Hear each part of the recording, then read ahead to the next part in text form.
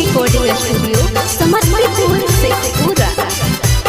अब की सावन में भोले बाबा पर जलवा ढारेंगे। 16 हो सोमारिया सो करबे करमीगे। 16 हो सोमारिया सो करबे करमीगे। अब की सावन में भोले बाबा पर जलवा ढारेंगे करमीगे। अब की सावन में भोले बाबा पर जलवा ढारेंगे करमीगे। हथवा जोड़ी सुनर दुल्हा मांगबे करमीगे। हथवा जोड़ी सुनर दुल्हा मांगबे करमीगे। अब की सावन में भोले बाबा पर जलवा ढारेंगे करमीगे। अब की सावन में भोले बाबा पर जलवा ढारेंगे करमीगे। अब की सावन में भोले बाबा पर जलवा ढारेंगे करमीगे।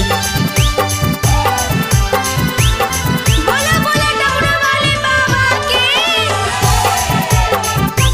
अब की सावन में भोले बाबा पर जलवा ढारेंगे करमीगे। भांग चढ़ैनी धतूरा चढ़ैनी चढ़ैनी बेल के पतवा। भोले बाबा से अरजी करमी जोड़ी के दुनू हथवा। हे गे भांग चढ़ैनी धतूरा चढ़ैनी चढ़ैनी बेल के पतवा। भोले बाबा से अरजी करमी जोड़ी के दुनू हथवा।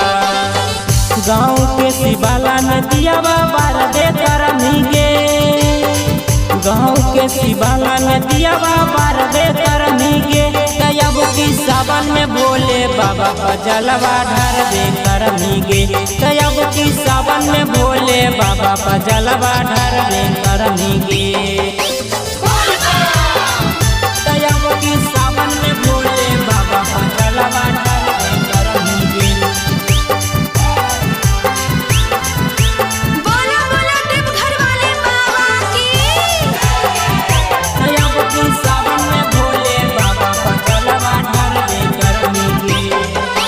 रोजे भोरे भोरे जाके धोमी तू मंदिरवा।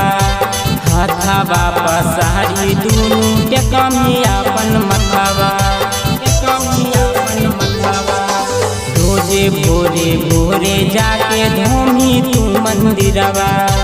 हथवा पसारी दुनू टेकमी अपन मथवा। गुड्डू दीवाना जैसन दुल्हा मांगबे करमीगे। रौशन छोटू जैसन दुल्हा मांगबे करमीगे। अब की सावन में भोले बाबा पर जलवा ढारेंगे करमीगे। अब की सावन में भोले बाबा पर जलवा ढारेंगे करमीगे।